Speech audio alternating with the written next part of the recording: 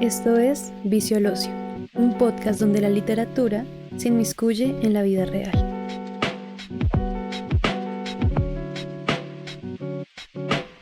Hoy, un capítulo rojo, escuchas a Daniel Escobar y a Melissa Torres. ¿Al fin te leíste La Casa de los Espíritus? Sí, lo terminé completamente. Me tocó ver el árbol genealógico. Lo que te decía, no era como que el árbol genealógico fuera tan complejo como en 100 años, que se repiten nombres, etc. Ajá. Pero sí había momentos en donde decía, ¿con quién está tal persona? ¿Ese es hijo de quién? Ajá. Como que esas pisticas todavía tocaba tenerlas más claras. ¿Y qué te pareció el libro? El libro, me parece que tiene como un tercer acto que es bastante poderoso, ¿sabes? En la forma de relatar los sucesos, en la forma del cambio, ¿no? Del terror, cuando hablan del terror. De la dictadura, que, ¿sí? Sí. Aquí sí. no tenemos miedo al spoiler. ¿No? Ya sabemos que todos los que nos escuchan están expuestos a los spoilers bárbaros. Tiene que haber hecho la tarea para llegar a leer Sí, el podcast, sí. Claro. Sí, aquí hemos contado los finales de todos los libros. Pero fue una experiencia distinta, ¿sabes? Siento que recoge muchas cosas de 100 años, pero las transforma dentro de la vivencia y la forma, pues, chilena de vida, ¿no? Uh-huh. Es muy distinta la geografía y se nota mucho en la forma de las palabras que utiliza Allende. Yo recuerdo que le he recomendado este libro a mucha gente Uh-huh. y siempre pasa lo mismo. Compran o piden el libro y a la semana me escriben: Melissa, esto es una copia de 100 años de soledad. Justo cuando está A la chica de pelo verde, sí. Justo cuando Rosa muere o cuando aparece Rosa, Uh-huh. Parece que es una réplica de Remedios la Bella. Entonces, En ciertas cosas pareciera, uh-huh. sí. Y la gente me dice: no, esto es una vil copia. Y yo, léanlo, o sea, Uh-huh. al principio sí parece. Yo no sé por qué ese libro pareciera que no es el mismo como inicia, como termina. Y el realismo mágico muere ahí, ¿no? O sea, Uh-huh. ya después no pasan más cosas fantásticas, excepto que la última de la generación también tiene el pelo verde. Sí. Del resto, nada vuelve No, a ser fantasioso. Que Clara no aparece y que Ajá. ella le dice que en momentos de mucha violencia, donde los cambios son tan fuertes, como que no se puede, o sea, no se puede tener una conexión grande con los espíritus, se Ajá. pierde. También que esta transición de la fantasía va muriendo conforme va creciendo la dictadura. Uh-huh. Entonces uno dice, los cambios culturales que también ejerce un poder militar son muy obvios. También se daña la magia, la emoción, la fábula. Yo lo pensé así, como que la dictadura y el terror es otro momento muy entre comillas, ¿no? Mágico, en el sentido de que lo mágico rompe con las formas comunes de una sociedad. Sí. Y la dictadura también lo hace. Mira que la dictadura es un momento que uno puede pensar algo mágico para Esteban, porque él no se espera nunca y le rompe la idea que él tiene de una realidad. Sí, Esteban Trueba es el personaje de derecha. Uh-huh. O sea, él es un hombre que cree en la derecha, pero el libro nos ayuda a entender cómo es que él llega a pensar de derecha. Entonces es una persona que nace en un hogar pobre, con una mamá enferma, una hermana que se dedica a cuidar a su mamá, y él se quiere casar con Rosa. Entonces Rosa es de una buena familia y él quiere ganar lo suficiente para poder convencer a los papás de dejarlo casar con ella. Y este hombre de verdad se rompe el lomo, ¿no? O sea, decía que mañana, tarde y noche trabajando, comiendo mal, metido en un hueco, porque era una mina. Eran unas minas, sí.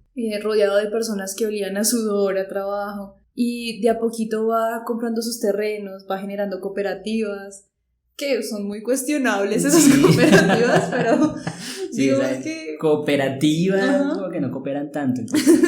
Él se va dando cuenta de que en su inteligencia puede lograr muchas cosas y quiere que sus subalternos también las tengan. Entonces les da comida, vivienda, pero empieza a subestimar su inteligencia. O sea, decir, ellos no piensan como yo tengo mente de tiburón, básicamente. Sí. Entonces yo les doy las vales de comida, yo les doy esto y esto y esto, porque ellos son pobres y no saben qué hacer con la plata, y el pobre es pobre porque quiere. Sí. Entonces este pensamiento de mano dura, corazón grande, sí. porque de verdad creen que ellos son los únicos que pueden tener la batuta del pueblo, Uh-huh. nace de una realidad creíble. Sin embargo, pues Esteban va avanzando durante el libro y llega a apoyar un gobierno que comete atrocidades y él no lo sabe. Uh-huh. Entonces, obviamente tiene la responsabilidad de haberlo apoyado, de haber metido sus riquezas, pero sabemos que la derecha también traiciona a la misma derecha. Yo siento que la derecha no es consciente de lo que ellos mismos son capaces de hacer. Okay. Es decir, este término de terror, como lo utiliza Allende, no es un término nuevo para nuestra concepción occidental, pues de la historia y de la sociedad. Y no es raro entonces que en el libro también mencionen la Segunda Guerra, ¿no? ¿Por qué? Porque ese terror ya se venía viviendo en varios otros lugares. Al fin y al cabo, el terror es la respuesta a un miedo que nos crea a nosotros como seres humanos. Y sí. que creo que es un miedo originario en Esteban a la hora de querer poseer a Rosa, ¿no? Y luego sí. a Clara. Siento que Rosa y Clara, como voces femeninas tan fuertes desde el principio del libro, hablan precisamente son como un puente, ¿no? Como un medium entre todo eso inconcebible, no sé, como algo que no se puede imaginar siquiera, eso sublime, ¿sí? Y ellos juegan a eso, o sea, no tienen un control de eso, viven con ello, ¿no? Conviven, es lo que tiene la familia al principio. Por eso no es raro que el tío Marcos tenga como cierta familiaridad con Melquiades, en el sentido sí. de que ambos fungen como personajes que tienen acceso a otros conocimientos, sí. a otras perspectivas del mundo. Y yo siento que Esteban, al querer, no sé, como apropiarse de ello, que sea de él, clarísimo cuando golpea a Clara y a Blanca, ¿cierto? Uy, sí. No es consciente de todo lo que significa apropiarse de algo que no es capaz de ser apropiado. De hecho, el libro menciona que él jamás poseyó a Clara en su totalidad, porque ella tenía su mente más que todo en las nubes, ella tenía su mente en otro lugar, y él, aunque físicamente hiciera lo que pudiera, jamás podría lograr alcanzar a Clara en ese mundo inmaterial. Es súper bonito. Y lo que mencionas de cuando le pega a Clara es una cosa muy bonita porque pues Isabel Allende es feminista, pero también entiende que en su época no pudo haber hecho otra cosa Clara, pero le da poder. Entonces lo que Clara hace es que nunca más le vuelve a hablar, porque es que Esteban le pega y ella se le caen los dientes, ¿no? Sí. Y su decisión es nunca volverle a hablar a Esteban. Y se amaban mucho, o sea, muestran que se amaban mucho, pero la consecuencia de lo que él hizo, ella nunca se patració. Jamás se arrepintió o jamás le perdonó las consecuencias de sus actos. Le perdonó el golpe, sí, pero no le quitó las consecuencias. Y fíjate que eso me recuerda mucho a Pájaros de Verano. Acá vamos a spoilear. No, me recuerda mucho a Pájaros de Verano. ¿Te acuerdas que, no sé si la has visto, sí, que hay una parte donde matan a uno de los que eran de los que hablaban, ¿no? Esas personas que eran las que comunicaban como entre distintos clanes, ajá. ¿Se acuerdas? Que eran los que llevaban la palabra, muere. Y que tenían una inmunidad, ¿no? Ellos exacto. no podían ser atacados por nadie. Y fueron atacados. Y en el momento en que son atacados dicen, se murió la palabra. Y cuando muere la palabra, lo único que queda es violencia. Sí. Y es precisamente eso, es la violencia que destruye la palabra en un afán de poseer. Cuando muere la palabra, ese golpe que propina Esteban a Clara no es sino como un adelanto de lo que viene, de esa violencia, de ese terror. Sí, Clara lo sabe y muere la palabra. Esteban no es consciente de la violencia. Por eso a veces pienso que lo que te decía anteriormente, la derecha no es muy consciente de lo que significa de verdad. Sí, total. O sea, creo que el pecado de ellos es no saber, no entender. Entonces, por ejemplo, ahorita lo que está pasando en las elecciones de que si es Mafe Cabal la que quiere legalizar las armas a los civiles. Sí. Y uno habla de eso con la gente, pues con mi abuelo, por ejemplo, y él dice, pues claro, o sea, obviamente, o sea, si saca un ladrón un arma, pues tú sacas la tuya y hay igualdad. Pero ellos no entienden todo lo que hay detrás de que un pueblo se arme. O sea, de hecho, no deberían existir las armas. Extender esa violencia a civiles va a traer más consecuencias que pareciera que ellos no ven. Entonces, esta frase cliché del Principito que dice lo esencial es invisible a los ojos, me parece que para la derecha hay muchas cosas invisibles, pero que son esenciales. O sea, que en un país no se puede vender la dignidad, por ejemplo. Que si salen estudiantes a marchar, el derecho a marchar, el derecho a protestar no puede ser violado. Pero ellos solamente ven vándalos. Y claro, o sea, a primera lectura sí, pero detrás hay muchas cosas. Entonces, esto va a sonar un poco ofensivo, pero parece que tuvieran la mentalidad de un niño que solo puede ver las cosas literalmente, solo ve la primera capa.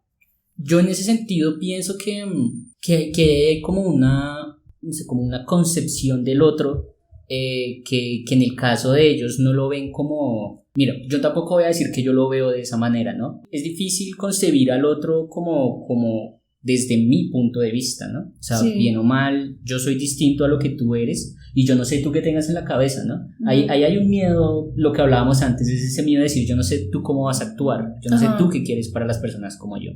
Entonces empezamos a pensar como en una justicia que siempre va a ser una justicia preventiva. Sí. Entonces yo en vez de aceptar al otro como lo que haría Esteban con Clara, en vez de entender, en vez de convivir con ello, es el afán de poseer, ¿no? Fíjate que ahí nace el terror, en el momento en que el nazismo tenía miedo de perder como su esencia, lo primero que intentó fue eliminar al otro. Ese es el gran problema del genocidio y por eso genocidio es algo muy desafortunadamente común en el siglo XX, en el siglo XIX, ¿cierto?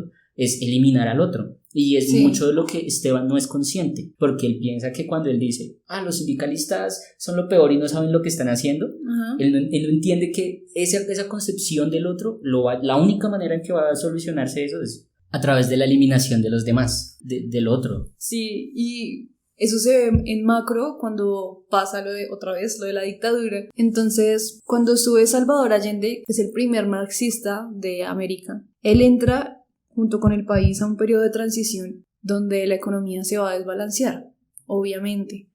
Y eso dado a la publicidad de derecha que le hizo la contraparte. No, mentira, si no se puede decir que es de derecha porque sería de izquierda a la derecha, en los se tuerce, ¿no? La política es algo muy complejo, sí. La economía se desbalancea además porque su contraparte empieza a hacerle publicidad mala, como vemos aquí en Colombia, vamos a quedar como Venezuela, en esa época no estaba, pero sí estaba, vamos a terminar como Cuba, o vamos como Rusia, claro, sí, con toda la publicidad que tenían, el macartismo, etcétera, sí, en Estados Unidos. Va a haber escasez, vamos a ser pobres, y pues cuando las empresas privadas se van con el riesgo de ser expropiadas, pues imagínate, o sea, obviamente el país dependía de esas empresas privadas, y empieza a haber escasez de comida. El problema es que en ningún momento se le dio espacio a esa transición, no se pudo ajustar la economía cuando hubo el ataque de Pinochet. Entonces...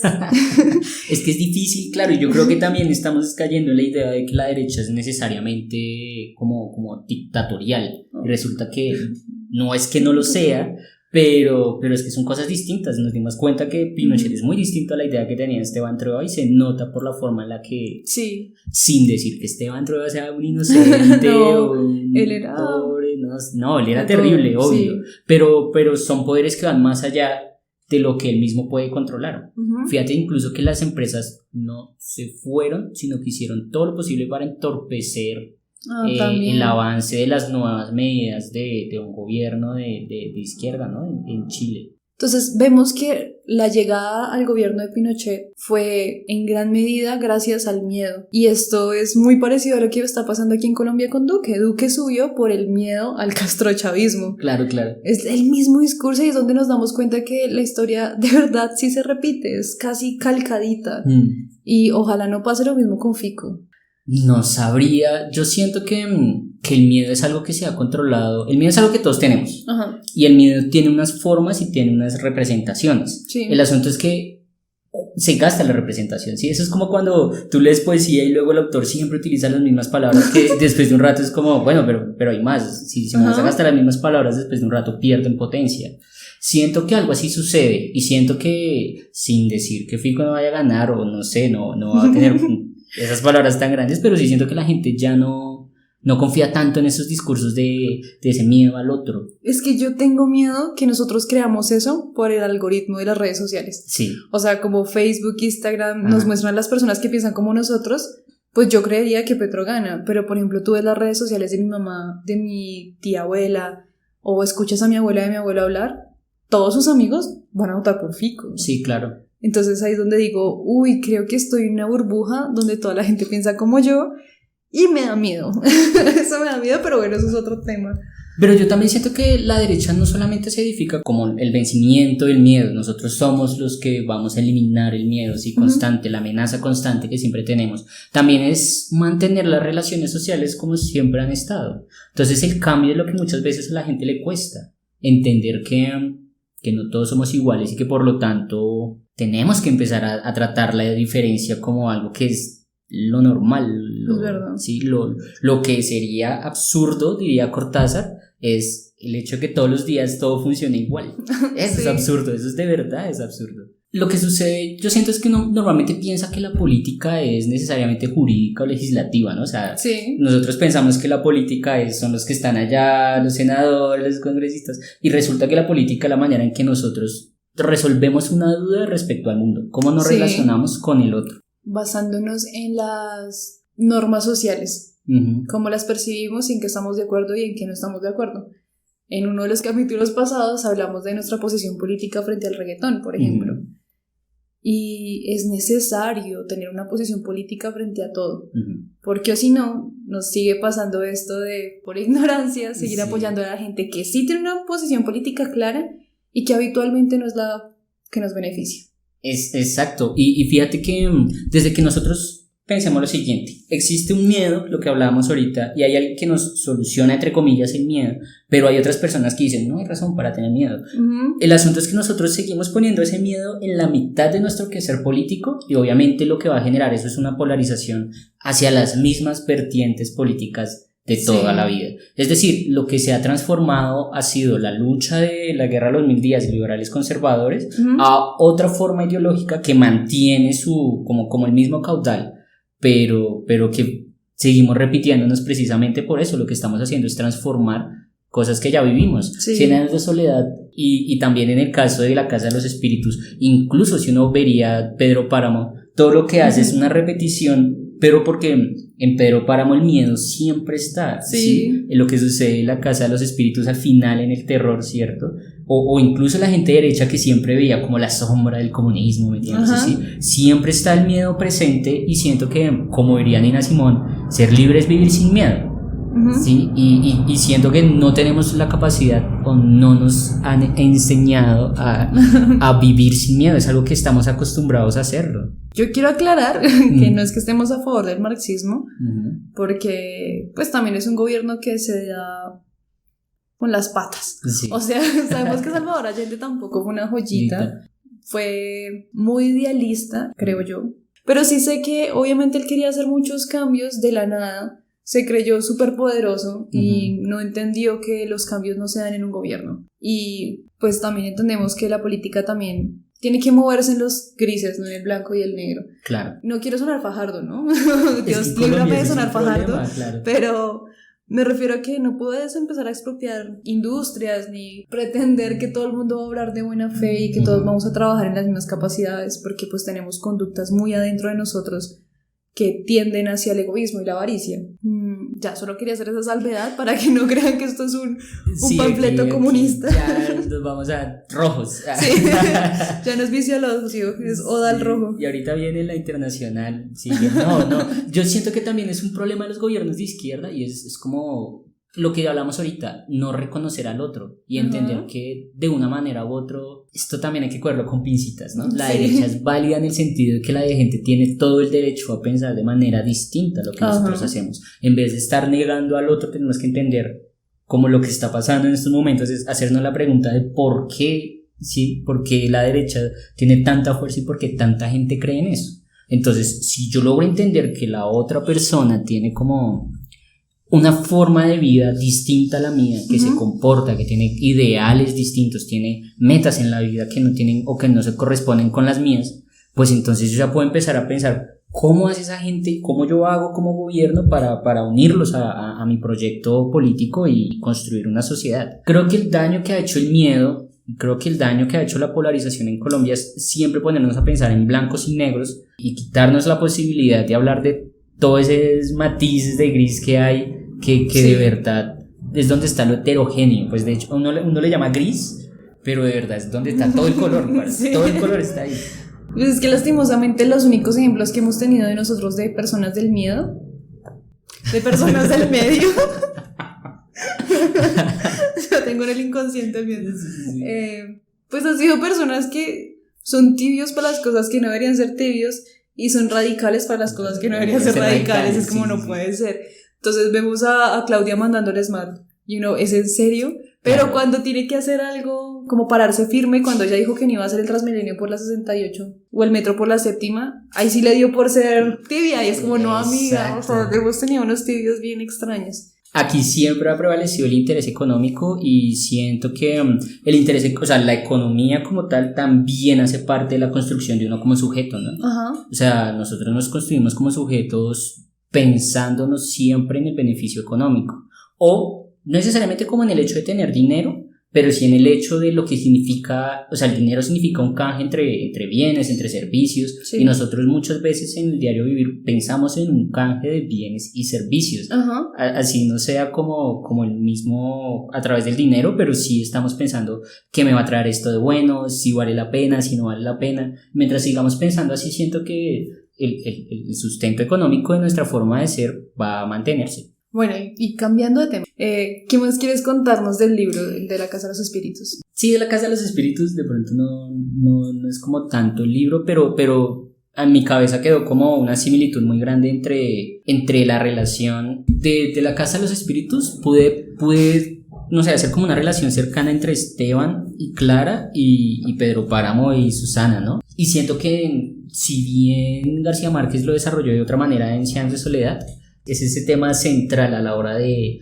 pensarnos nosotros como sociedad, ¿no? O sea, no es raro decir todos somos hijos de Pedro Páramo en el sentido de todos nacemos de esa corriente ideológica. Ajá. Y lo mismo sucede en la Casa de los Espíritus, ¿no? Lo que hace Allende es mostrarnos como casi una historia de lucha, ¿no? Sí. Porque si bien está Esteban como el gran patriarca, casi todos los personajes están en contra de Esteban. Sí. Siento que es gracioso eso porque la gente de las Tres Marías, la gente de la familia de él, Ujú. sí, todos están constantemente dañando como la concepción que él tiene del ser humano, ¿no? Y es increíble que una persona tan radical haya criado hijos tan liberales. Eso me parece rarísimo y de hecho es muy normal. Sí. No sé cómo se llega a eso. Hay una similitud en la vida de Isabel y en la vida de Gabriel García Márquez que se ve mucho en sus libros, y es que pues Gabriel tuvo que irse a vivir a México Ujú. exiliado, Isabel se tuvo que ir a vivir a Venezuela exiliada. Entonces también se ve esta nostalgia de escritores que hablan de la tierra donde crecieron, pero que quizás no vuelvan, y si vuelven no va a ser lo mismo. Sí se percibe esta sensación. Sí. Pero hay algo que hace Isabel que me parece muy bonito, y es en sus libros darle finales felices a cosas que en la vida real no pasaron. Ujú. Entonces hay un personaje que hace de Víctor Jara, Ujú. Sí. y en el libro él no muere, sino que se casa con el amor de su vida y se va. Salen y viven tranquilos, Ajá. de hecho les va muy bien, ¿no? Les va muy bien. Sí, muy parecido a lo de Tarantino en Érase una vez en Hollywood. Sí, ajá. Como que al menos en un libro Víctor Jara tuvo un final feliz. Ujú. Eso me pareció muy bonito y muy reivindicativo. Esa era la palabra, claro, buscan es reivindicar. Fíjate que en ese caso Gabo no lo hace. Pero yo siento que el final de Gabo es más abierto en el sentido de que es algo que se sigue construyendo, pero siento que esa nostalgia se puede ver en el hecho de que es una reconstrucción histórica, ¿no? Ellos siempre están leyendo los cuentos que alguien más hizo, esos nunca van cronológicamente, siempre van por sucesos, o sea que la Ok. historia desde la perspectiva de afuera nunca se va a ver como una causalidad, sino por el contrario, es como si todo estuviera ocurriendo al mismo tiempo. Si todo Ujú. se repite, todo es lo mismo. Entonces, esa idea de tiempo, pasado, presente y futuro tiene que romperse. Y siento que se rompe desde el recuerdo. Y bueno, pues creo que La Casa de los Espíritus nos da para hablar mucho más, pero por cuestiones de logística no hemos Sí, podido. claro. Así que... Claro. Si alguien tiene un espacio donde haya silencio, haya muy buen silencio y no haya eco, Ajá. bienvenido. Entonces, adiós. Adiós. Gracias por escuchar. Debido a que tuvimos muchos problemas de logística para crear este capítulo, nos dimos cuenta que en ningún momento leímos un fragmento del libro, así que aquí les dejamos uno bien cortito. La memoria es frágil y el transcurso de una vida es muy breve, y sucede tan deprisa que no alcanzamos a ver la relación entre los acontecimientos. No podemos medir la consecuencia de los actos. Por eso mi abuela Clara escribía en sus cuadernos, para ver las cosas en su dimensión real.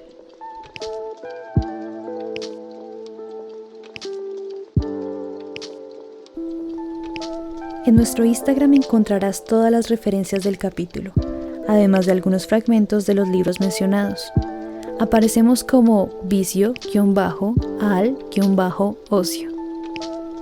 Muchas gracias por escuchar.